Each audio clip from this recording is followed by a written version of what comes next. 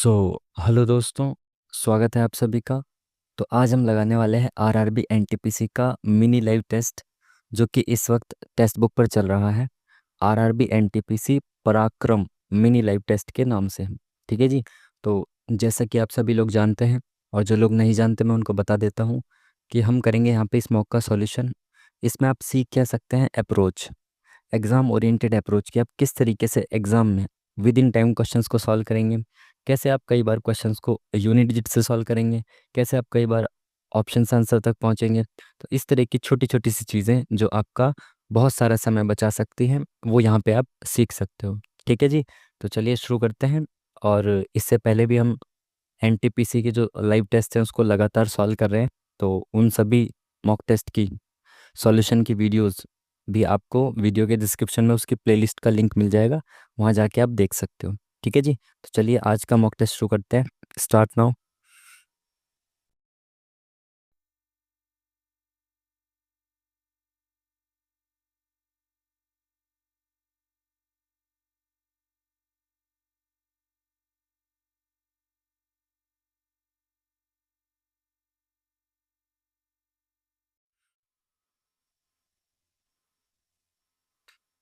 चलिए फाइनली शुरू होता हुआ।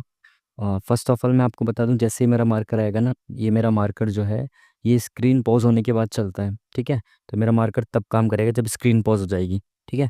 तो स्क्रीन पॉज होने की वजह से आपको ये वाला टाइम जो है ना यहाँ रुका हुआ दिखेगा। तो ये टाइम रुका हुआ नहीं है, बैक एंड में टाइम चल रहा है, बट स्क्रीन पॉज हो गई है, इस वजह से आपको ये रुका हुआ दिख रहा है। जैसे ही मैं मार्कर हटाऊंगा आपको टाइम वापस से कंटिन्यू होता हुआ दिख जाएगा। ठीक है। तो इस बात को आप दूसरे तरीक़ों से ना लें, बाकी आपकी इच्छा, जैसे मर्जी लें।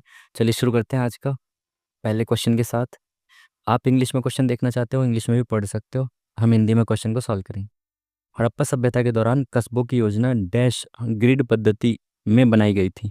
तो ग्रिड पद्धति हुआ करती थी, आपको पता है ना, ऐसे आयताकार उसमें ये बटे हुए थे, किस तरीके से घर बटे हुए थे ना। तो आयताकार ग्रिड पद्धति, और ये तो वैसे भी पीवाईक्यू में भी आया हुआ है, रेलवे में भी, और उसमें एनटीपीसी में भी ये क्वेश्चन पूछा गया है। ठीक है। चलिए, 58 पारियों में एक बल्लेबाज के रनों का एक निश्चित औसत है। 59वीं पारी में 59th इनिंग में उसने 117 रन बनाकर अपने औसत इतने रनों से बढ़ा लिया। 59th पारी के बाद उसका औसत क्या होगा ये बताना है आपको। देखो उसमें बहुत इजी है। आपको पता है 58 के बाद उसका कुछ एवरेज था। ठीक है। उसने 59th इनिंग में 117 रन मारे, तो उसका एवरेज इतने रन से बढ़ गया, मतलब सभी इनिंग में उसके इतने इतने रन ऐड हो गए। अगर जो उसका पहले एवरेज था उतने ही वो रन मारता है यहाँ पे, तो एवरेज में कोई चेंज नहीं आता है ना। जितना उसका अभी तक एवरेज चला हुआ आ रहा था, अगर वो उतने ही रन 59th इनिंग में मार देता तो उसको एवरेज पे कोई फर्क नहीं पड़ता। बट उसने यहाँ पे इतने एक्स्ट्रा रन मारे कि सभी को 1.5 रन और मिल गए। तो उसने कितने एक्स्ट्रा रन मारे कि भाई 59 इनिंग्स में सभी इनिंग में 1.5 रन ऐड हो गए। तो कितने रन उसने एक्स्ट्रा मारे? 15 निम्मा 135, 15 5 75, 76 77 78 और 10 88। तो उसने 88.5 रन एक्स्ट्रा मारे, जो कि सब में 1.5 बट गए। ठीक है। तो उसने ओवरऑल कितने मारे थे? 117। तो अगर वो 88.5 रन एक्स्ट्रा ना मारता तो कितने रन मारता वो? 5 8, 10 में से 8 गया 2, 28.5 रन अगर वो मारता तो उसका एवरेज वही रहता। मतलब वो पहले से 28.5 रन मारता हुआ आ रहा था, इसमें भी उतने ही मार देता तो एवरेज यही रहता। लेकिन उसने एक्स्ट्रा मार दी 88.5। पूछा गया इसने 59th पारी के बाद उसका एवरेज क्या है। तो अभी तक तो उसका एवरेज 28.5 चलता हुआ आ रहा था, लेकिन अब 1.5 एवरेज बढ़ गया, तो अब कितना हो गया एवरेज? 30, है ना। चलिए नेक्स्ट क्वेश्चन। एवरेज के जो क्वेश्चंस होते हैं वो बहुत ईजी होते हैं। आपको मोस्ट ऑफ द क्वेश्चंस में इस तरीके से आंसर आ जाता है, कैलकुलेशन की जरूरत नहीं पड़ती। जे का एस से संबंध बताना है, और जे एरा एस एरा तो पी को भूल जाओ। जे प्लस डी का मतलब क्या है? जे प्लस डी का मतलब जी एच की बहन है। तो ये बहन है किसकी? एच, यानी कि डी की बहन है। D D divided by S, तो डिवाइडेड बाय का मतलब है जी एच का पुत्र है। तो डी जो है ये पुत्र है किसका? एस का। ठीक है। तो जे एस से किस प्रकार संबंधित है? जे जो है वो एस की पुत्री हुई। तो option number D is the correct answer. चलिए नेक्स्ट क्वेश्चन। इंग्लिश में देख लो आप, हिंदी में। एक परमाणु के नाभिक में डैश होते हैं, ये बार बार आ रहा है मॉक में, बहुत सारी बार आ चुका है। तो इलेक्ट्रॉन नहीं होते, बाकी प्रोटॉन और न्यूट्रॉन होते हैं। इंग्लिश में देख लो और फिर हिंदी में देख लो। 14 घंटे में एक आदमी नाव से 48 किलोमीटर की दूरी एक स्थान तक जाता है और वापस आता है। वो पाता है कि उसे धारा के अनुकूल 4 किलोमीटर जाने में जितना समय लगता है, जाने में उतना ही समय लगता है जितना धारा के प्रतिकूल 3 किलोमीटर जाने में लगता है। तो धारा की गति आपको बतानी है। ये एक डिस्टेंस है कोई, उसमें ये यहाँ से यहाँ तक जाता है और वापस भी आ जाता है। 48 किलोमीटर का डिस्टेंस है, जाता है वापस आ जाता है। टोटल कितना टाइम लगता है इसको? 14 घंटे लगते हैं। और उसने बोला है अपस्ट्रीम और डाउनस्ट्रीम। डाउनस्ट्रीम और अपस्ट्रीम का जो मामला है वो कितना है? अगर वो अनुकूल जाता है, धारा के अनुकूल, अगर वो डाउनस्ट्रीम जाता है तो 4 किलोमीटर जाने में उसे उतना ही टाइम लगता है जितना उसको धारा के प्रतिकूल, यानी कि अपस्ट्रीम जाने में, अपस्ट्रीम 3 किलोमीटर जाने में उतना ही टाइम लगता है जितना उसको डाउनस्ट्रीम 4 किलोमीटर जाने में लगता है। तो मैं डिस्टेंस का रेशियो ही मान सकता हूँ। ठीक है, तो स्पीड का रेशियो, सॉरी डिस्टेंस का नहीं, मैं स्पीड का रेशियो ही मान सकता हूँ। तो स्पीड का अगर यही रेशियो है तो मैं मानूँ अगर वो डाउनस्ट्रीम 4 की स्पीड से जाता है और 48 किलोमीटर का डिस्टेंस है, तो वो कितनी देर में कवर कर देगा? 16 घंटे में, सॉरी 12 घंटे में। 4 एकम 4, 4 दूनी 8। मैंने ये स्पीड का रेशियो मान लिया, तो मैंने कहा अगर वो 4 की स्पीड से जाता है, 4 यूनिट की स्पीड से जाता है, तो वो 48 किलोमीटर को 12 घंटे में ट्रैवल कर देगा। ठीक है, फिर मैंने कहा अगर वो अपस्ट्रीम 3 की स्पीड से जाता है तो कितने घंटे में ट्रैवल कर देगा? 3 × 18 16 घंटे में। कुल मिला के इसको टाइम कितना लगेगा? 20 और 8 28। बट एक्चुअली में टाइम कितना लग रहा है? 14 घंटे। तो टाइम आधा लग रहा है तो स्पीड डबल हो जाएगी ना। जब टाइम आधा होता है तो स्पीड डबल हो जाती है ना। बिल्कुल, तो स्पीड मैंने जो 4 यूनिट मानी थी वो × 2 हो जाएगी। ठीक है, तो वो स्पीड 8 हो गई डाउन स्ट्रीम, और अपस्ट्रीम कितनी हो गई? 6 हो गई। ठीक है, तो डाउन स्ट्रीम और अपस्ट्रीम का आपको पता है क्या होता है? डाउन स्ट्रीम मतलब x+y, और अपस्ट्रीम मतलब x-y, जहाँ पे x होती है नाव की चाल और y होती है धारा की चाल। ये 8 दे रखी है और ये 6 दे रखी है। तो मेरे को धारा की चाल चाहिए, तो मैं इसको माइनस प्लस माइनस, ठीक है, चेंज कर देता हूँ ना मैं। y की चाल मेरे को चाहिए तो x को काट दिया मैंने, तो 2y बराबर कितना बचा? 8 में से 6 गया 2, और y बराबर 2/2 मतलब 1 बचा। तो option number D is the correct answer. आप दूसरे तरीके से भी कर सकते थे इसको, जो चाल है उसको 4/x वगैरह बना के। ठीक है, हर तरीके से कर सकते हो, कोई दिक्कत वाली बात नहीं है। ये वाला जो था ये सबसे इजी तरीका मेरे को लगा, मेरे को लगता है करने का। 136 48, और ये बीच में छोटी संख्या है, इधर उधर ये बड़ी बड़ी संख्याएं हैं, तो इसमें ज़्यादा प्रोबेबिलिटी है कि इन दो बड़ी संख्याओं से ये वाला बन रहा होगा। तो अगर मैं देखने की कोशिश करूँ तो डिफरेंस इनका देखें तो कितना है? 14 में से 6 गया 8, और 12, 14 में से 6 गया 8, और यहाँ कितना बचा? 7, 7 में से 3 गया 4। तो डिफरेंस 48 है। ठीक है, इनका डिफरेंस 48 है, मतलब इनडायरेक्टली इन दोनों को जोड़ दिया ना, तो इन दोनों को जोड़ के ये आना चाहिए। तो 9 7 16, 8 9 और 3 12, 1 और 1 2, बिल्कुल सही है। तो शुरुआत के दो को जोड़ के ये आ रहा है। 7 और 1 8, 1 और 1 2, ये नहीं हो सकता। 6 और 2 8, 6 और 1 7, और 1 178। तो option number B is the correct answer. Next question, इसने क्या बोला है भाई? मध्याह्न भोजन योजना, जो मिड डे मील योजना है, वो किस मंत्रालय के दायरे में आती है? तो जो मिड डे मील चलता है स्कूल में, तो वो भाई एजुकेशन मिनिस्ट्री के अंदर अंतर्गत आती है। ये पहले भी आया हुआ क्वेश्चन है। ठीक है, पहले एक बार आया था ये, PYQ का ही मॉक लगा रहा था, मैं पता नहीं किसका लगा रहा था, जब मैंने इसका आंसर जो है ना ये वाला क्लिक किया था, जो महिला एवं बाल विकास मंत्रालय, बट ये एजुकेशन मिनिस्ट्री के अंतर्गत आता है। ठीक है, तो यही मॉक लगाने का फ़ायदा होता है, जब आप मॉक में गलत कर देते हो ना तो बाद में आपको याद रहता है वो। तो भाई इसका क्या हो सकता है? Sine cosec tan cot. तो इसको मैं लिख दूँ 1/कोसेक, साइन को मैं 1/कोसेक लिख सकता हूँ इंटू कोसेक, तो ये 1 हो गया। इसी तरीके से टेन को मैं लिख सकता हूँ 1/कॉट और इंटू कॉट, तो ये कितना हो गया? 1 हो गया। तो 1 × 1 1, अपॉन में ये cos sine square plus sine square theta plus cos square theta बराबर 1 होता है, तो 1/1 इज इक्वल टू 1। तो option number D is the correct answer. चलिए, ये पूछ रहे ये वाली आकृति इसमें से आपको किस में दिखाई दे रही है? तो किस में दिखाई दे रही है भाई, देखो। पहले वाले में दिख रही है क्या, ऐसे, ऐसे, ये गोला है और ऐसे है, पहले वाले में तो दिख रही है। बाकी और चेक कर लेते हैं एक बार। दूसरे में ट्रायंगल ही नहीं दिख रहा, तीसरे में भी ट्रायंगल नहीं दिख रहा, चौथे में भी ट्रायंगल है और ये गोला भी है। तो कुछ डिफरेंस है क्या? डिफरेंस है लाइन का, कि ये लाइन ज़्यादा ऊपर जा रही है और इसमें ये ऐसे आ रही है, तो ये वाला होना चाहिए। ठीक है ना? हाँ ठीक है।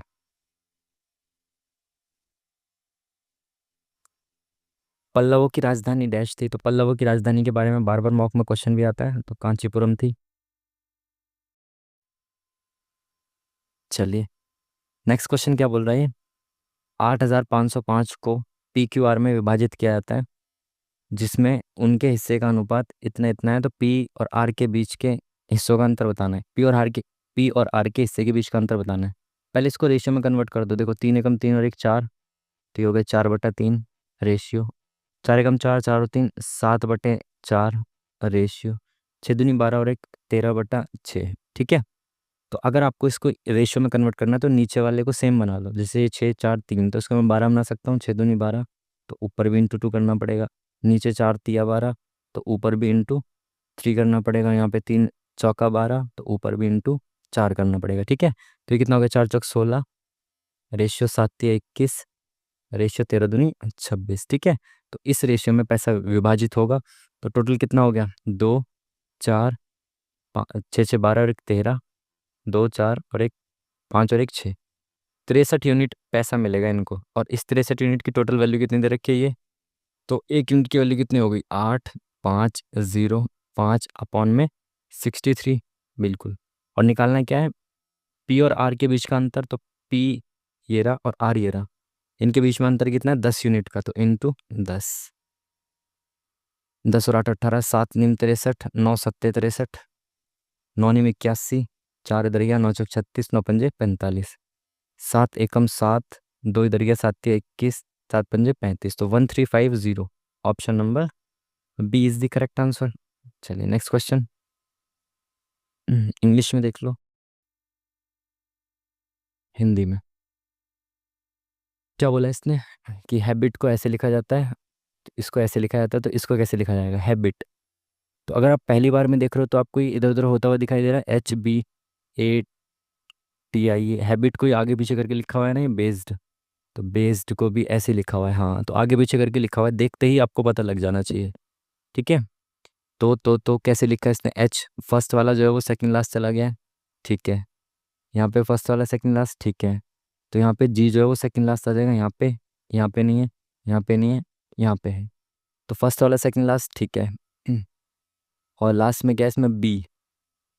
सेकंड वाला कहाँ पे है इसमें, ए जो है वो थर्ड पे है, तो इसमें जो सेकंड वाला वो थर्ड पे है, थर्ड पे है। ठीक है।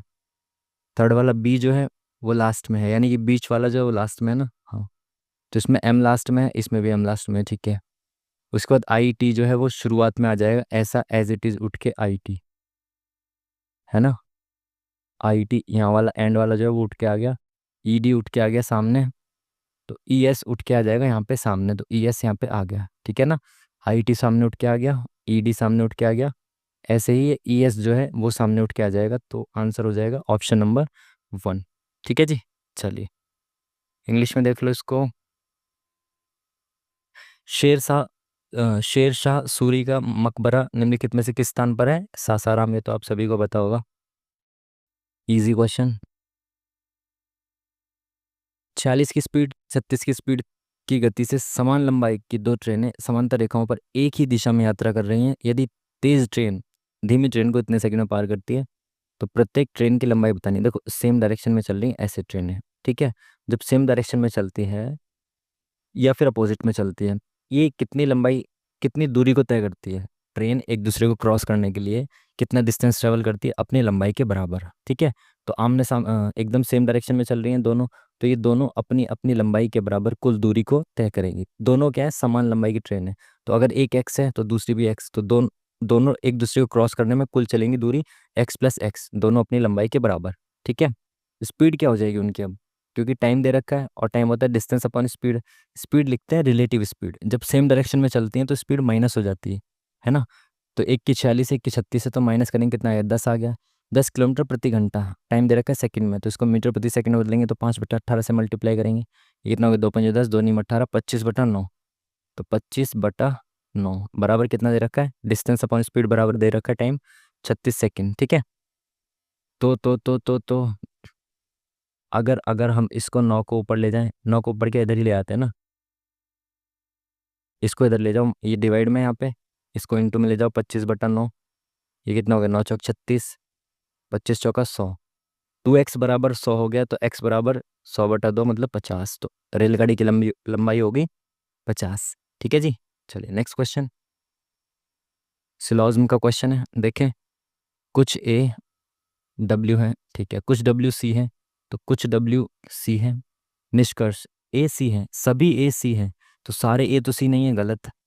कोई भी सी डब्ल्यू नहीं है। देखो दोनों पॉजिटिव स्टेटमेंट है, तो पॉजिटिव स्टेटमेंट का कभी भी नेगेटिव कंक्लूजन नहीं हो सकता, दोनों कंक्लूजन गलत, तो कोई भी इसमें कंक्लूजन ठीक नहीं है।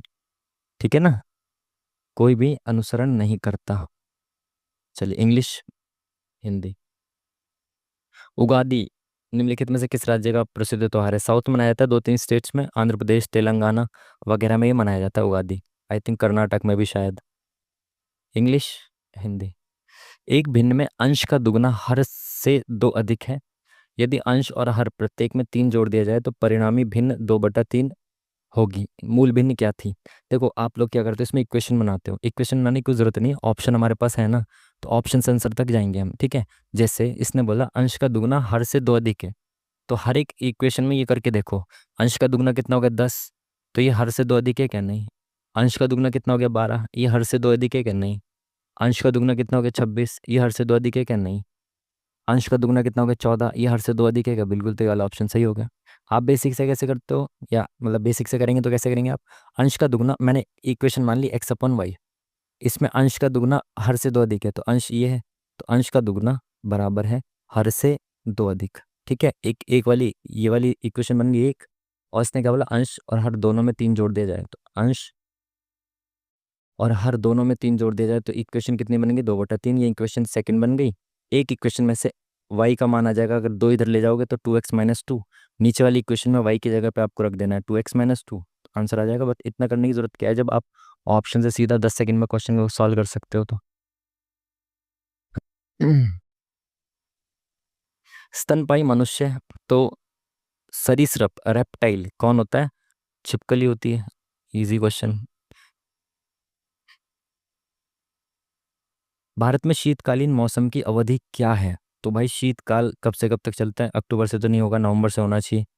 नवंबर से जनवरी, जनवरी के बाद भी होता है थोड़ा सा, दिसंबर से मार्च, मार्च तक तो नहीं होता, नवंबर से फरवरी तक चलता है। ठीक है।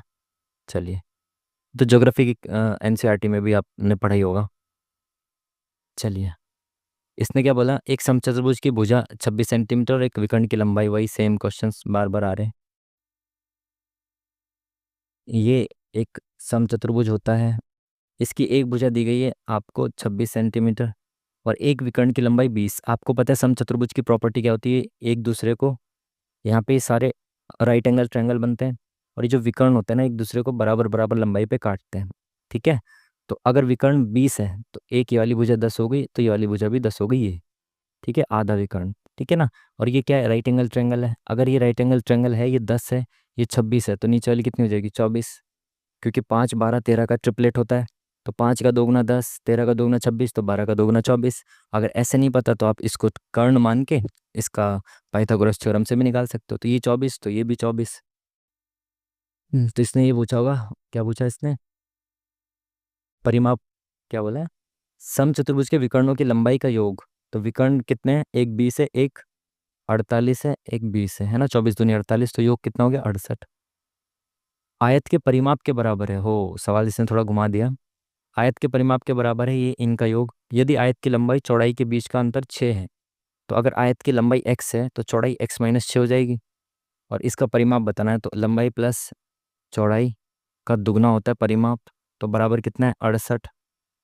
तो ये कितना हो गया, अपॉन में 2, 2 तिया 6, 2 चौक 8, ये 2 यहाँ से हट गया, तो ये प्लस 6 हो गया, तो ये कितना हो गया 40। 2x बराबर 40, तो x बराबर कितना हो गया 20। तो अगर x 20 है तो ये कितना हो गया 14। पूछा गया आयत का क्षेत्रफल, तो 14 दूनी 28, 280। एल इंटू बी होता है ना आयत का क्षेत्रफल। चलिए नेक्स्ट क्वेश्चन। 4 आकृतियां दी गई, इसमें से आपको ऑड वन आउट छांटना है। तो ऑड वन आउट, इसमें क्या दिख रहा है भाई, ऑड वन आउट। इसमें भी ऐसे करके दो हैं, इसमें भी दो हैं, इसमें भी दो हैं, इसमें भी दो हैं। ये 1 2 3 4 भुजाएं, इसमें 1 2 3 4 भुजाएं, 1 2 3 4 5 6 भुजा हैं, 5 भुजा हैं। तो इसमें 4 6 6, 4 4 6 5। तो इसमें एज सच ऐसे कोई डिफरेंस दिख रहा है क्या? ये लाइन ऐसे खड़ी है, इसमें से लेटी है, इसमें भी लेटी लाइन है, इसमें खड़ी लाइन है। तो इसमें एज सच डिफरेंस तो कुछ दिख नहीं रहा ना। इसमें ये बिंदु जो है ये पास पास है, इसमें थोड़े से दूर है। मेरे हिसाब से यही देख पा रहा हूँ, और तो मेरे को डिफरेंस इसमें कुछ दिख नहीं रहा। देखते हैं आगे और क्या हो सकता है। इंग्लिश, हिंदी। निम्नलिखित में से किस में अधिकतर श्रमिक सेवा सुरक्षा का आनंद उठाते हैं? किस वाले जो सेक्टर है उसमें सेवा सुरक्षा यानी सर्विस की जो सिक्योरिटी होती है वो किस में होती है? गवर्नमेंट सेक्टर में, जो ऑर्गेनाइज सेक्टर होता है संगठित क्षेत्र में होती है ना, जो ऑर्गेनाइज होता है उसमें भाई आपकी सर्विस की सुरक्षा होती है। इंग्लिश, हिंदी। 400 ग्राम मिश्रण में 30% जस्ता, 45% लोहा, शेष तांबा है। 400 ग्राम मिश्रण में तांबा कितने ग्राम है? तो भाई 30% जस्ता, ये इतना टोटल कितना हो गया 75% हो गया। बचा हुआ क्या है, तांबा है, तो तांबा 75% हो जाएगा। किसी में 100% होती है ना कोई चीज़, तो 75% ये है, तो 25% क्या हो गया, तांबा हो गया।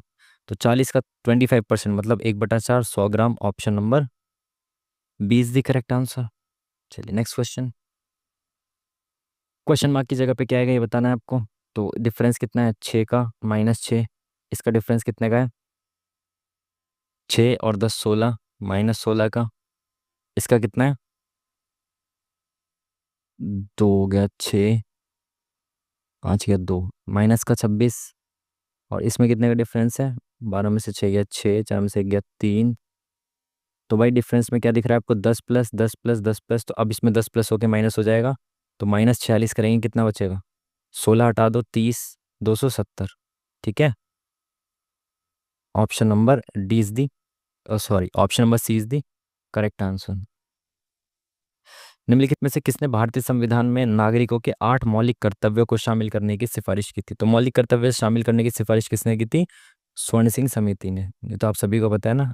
51A। संविधान के किस अनुच्छेद में समता का अधिकार, राइट टू इक्वलिटी, 14 से 18? मौलिक अधिकार तो आपको याद होने ही चाहिए। व्यक्तिगत सत्याग्रह आंदोलन का पहला सत्याग्रही कौन था? व्यक्तिगत सत्याग्रह जो आंदोलन था वो किसने शुरू किया था? आई थिंक ये किया था विनोबा भावे जी ने। प्रतिरोध की एसआई इकाई क्या है? प्रतिरोध की होती है भाई आपकी ओम। ये एसआई यूनिट्स जो है ना सबकी याद रखनी है, स्पेशली एग्जाम जो अगर रेलवे के एग्जाम से ना, इनके लिए तो एसआई यूनिट्स आपको याद ही रखनी है। इसने क्या बोला है, राजस्व का अनुपात, व्यय और राजस्व का अनुपात दिया गया है। Y4 में राजस्व इतना है, तो Y4 में लाभ कितना है? किसका अनुपात दिया गया है? राजस्व, व्यय और राजस्व का अनुपात। तो भाई Y4 का है, ये वाला है, इसका ये क्या है 0.9। तो 0.9 का मतलब क्या है, ये पॉइंट हटाएंगे तो कितना आ जाएगा नीचे 10। तो ये आ गया 9/10। रेशियो किसका है, ये व्यय है ऊपर वाला, नीचे राजस्व है, और इसने कहा राजस्व इतना है। तो आपको देखो मैंने इतना खर्चा किया, इतना मुझे रिवेन्यू मिला, तो कितना फ़ायदा हुआ, 1 यूनिट का फ़ायदा हुआ। 10 यूनिट की वैल्यू ये दे रखी, तो 1 यूनिट की वैल्यू कितनी होगी अपॉन 10, तो 22/50। Option number B is the correct answer. चलो इसमें दो साइन को चेंज करके देखना है आपको, और बताना है किस में सेटिस्फाई करेगी इक्वेशन। तो आपको सबसे पहले डिवाइड चेक करना है कि डिवाइड तो हो पा रहा है ना। माइनस और प्लस चेंज कर देंगे तो डिवाइड हो पाएगा, हाँ हो पाएगा। तो 87 इंटू 12 दूनी 24, माइनस माइनस की जगह +16, और प्लस की जगह माइनस। 87 दूनी 16 17 174, प्लस 16 में से 14 गया 2, तो 174 2 76। Option number 1 is the correct answer. पहले वाला ही ऑप्शन जो है वो सही पुट हो रहा है। इंग्लिश, हिंदी। कौन सा जैव मंडल नीचे है? बायोस्फीयर रिजर्व की बात चल रही है ना? हाँ। मेघालय में कौन सा, ये बताना है। पन्ना एमपी में, सिमलीपाल उड़ीसा में, मानस आसाम में, नोकरेक आपका मेघालय में। ठीक है। इंग्लिश, हिंदी। क्या बोल रही है? एक वर्ग और एक समबाहु त्रिभुज का परिमाप बराबर है, तो वर्ग का परिमाप होता है 4a, बराबर है क्या? समबाहु त्रिभुज का परिमाप कितना होता है? 3a, है ना? ठीक है।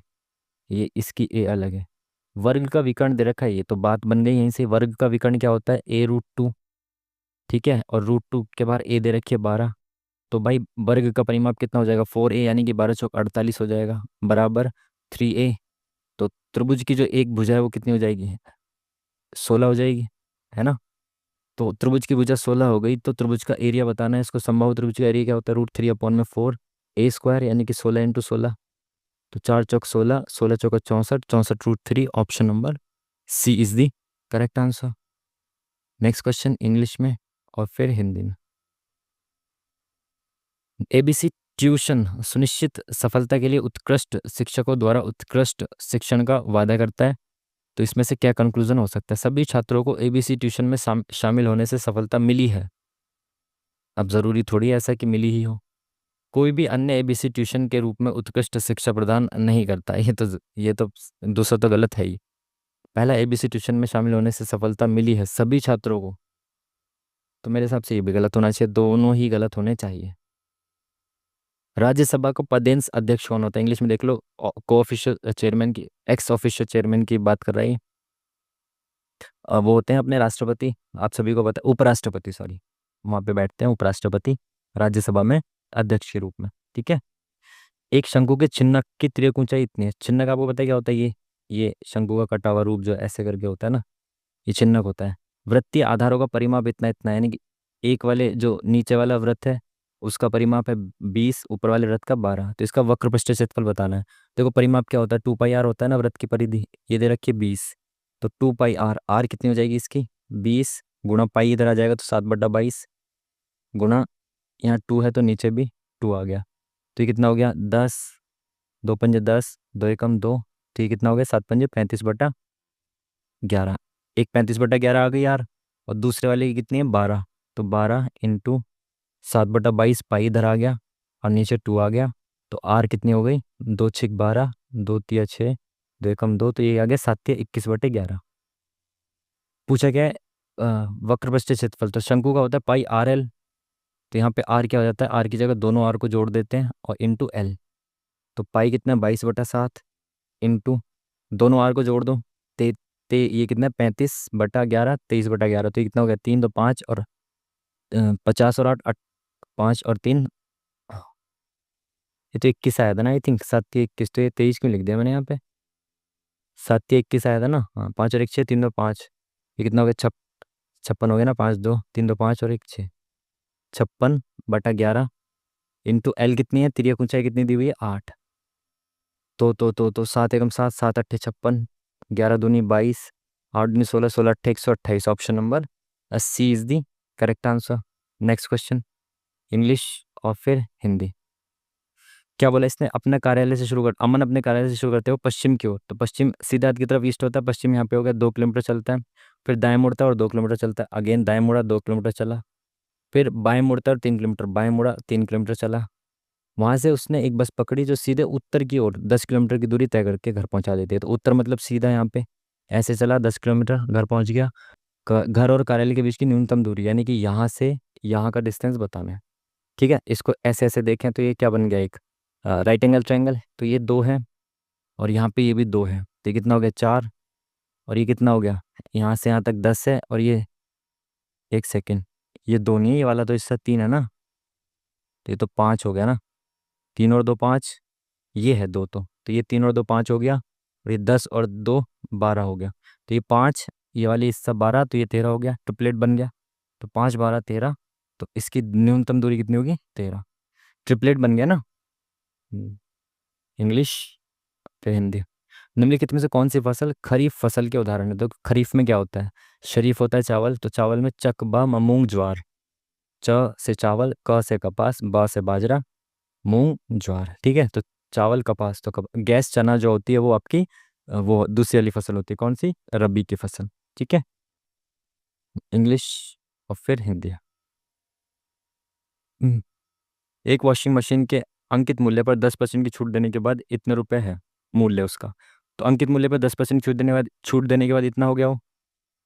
कोई छूट नहीं दी जाती तो दुकानदार को 25% का लाभ होता। तो एक बार कॉस्ट प्राइस मार्क प्राइस निकाल लें उसका। देखो 28,800, ये 10% की छूट देने के बाद है, तो यानी कि 90% की वैल्यू है। तो इंटू 100 करेंगे तो 100% कॉस्ट प्राइस निकल मार्क प्राइस निकल जाएगा। तो ये एक जीरो से एक जीरो खत्म। 9 तिया 27, 9 दूनी 18, 32,000 रुपये जो है ये इसका मार्क प्राइस है। तो अगर मैं छूट नहीं देता हूँ 32,000 रुपये बेचता हूँ तो 25% का लाभ होगा। तो ये जो है इतने रुपए में बेचने का 25% का लाभ हो रहा है, यानी ये 125% के बराबर है। कॉस्ट प्राइस 100% होता है, तो 25 चौका 100, 25 पंजे 125, 5 6 30, 5 चौक 20। तो ये कितना हो गया, 0 0 4 चौक 16, 4 3 24 और 1 25, 256। Option number C is the correct answer. English, Hindi. क्या बोला इसने, कृपया ध्यान दीजिए कि कंपनी चयनित होने पर केवल बाहरी उम्मीदवारों को आवास प्रदान करेगी। ऐसे ही होता है मोस्टली, है ना, आपने देखा होगा कॉलेजेस में भी जो दिल्ली वाले होते हैं उनको हॉस्टल नहीं मिलता, बाहर के स्टेट वालों को मिलता है। डीयू वगैरह में, जेएनयू में भी ऐसे ही है कि बाहर के स्टेट को ऐसा, मतलब मेरे जब मैंने सुना था पहले ऐसा था, अब पता नहीं, ठीक है। उस वक्त जब मैं कॉलेज में गया गया था। धारणाएं, कंपनी केवल बाहरी उम्मीदवारों का चयन करने की योजना बना रही है, ऐसा नहीं कह सकते, गलत है ये तो। द्वितीय, कंपनी केवल स्थानीय उम्मीदवारों का चयन करने की योजना बना रही है, दूसरी कंपनी के बारे में कहाँ दिया हुआ है इसने। मेरे हिसाब से तो ये भी नहीं होना चाहिए, दूसरी कंपनी के बारे में कुछ बोला ही नहीं। और केवल, ओनली केवल बाहरी उम्मीदवारों का चयन करने की योजना बना रही है, दोनों ही गलत होने चाहिए मेरे हिसाब से तो। Next question. बाणभट्ट जो अपने साहित्यिक कार्यों के लिए प्रसिद्ध है, डैश के शासनकाल के दौरान अपने चरमोत्कर्ष पे थे। तो बाणभट्ट जो थे वो किसके दरबारी कवि थे, हर्षवर्धन के, है ना। इन्होंने हर्षचरित भी लिखी है, आपको पता ही होगा। खत्म। आज हमने सारे के सारे अटेम्प्ट मार दिए, तो मेरे हिसाब से तो इजी पेपर है। अभी लास्ट में कोई एक क्वेश्चन था ना जल्दी जल्दी मैंने समझाया था आपको, हाँ ये वाला। तो ये वाले में मैं बता रहा था आपको कि ऐसे करके जो था ये 12 डिस्टेंस बन रहा था और ऐसे करके 5 डिस्टेंस मिल रहा था। तो ये कितना हो जाता है, 5 12 13 हो जाता है ना। ये तो ट्रिपलेट होती है ना, ये आपको पता है ना, कर्ण का वर्ग बराबर होता है लंब का वर्ग जमा आधार का वर्ग। तो इस हिसाब से ये 13 हो गया था, ठीक है। तो ऑलमोस्ट सारे क्वेश्चन हो चुके हैं। अच्छा अच्छा पेपर था, कुछ ऐसा सच कोई नई चीज़ देखने को नहीं मिली और ना ही कोई ऐसा था क्वेश्चन की जो टफ क्वेश्चन हो, ठीक है। सारी इजी क्वेश्चंस थे। सबमिट करते हैं और देखते हैं क्या रहता है। नॉर्मल पेपर था, ठीक है। Let's see the result.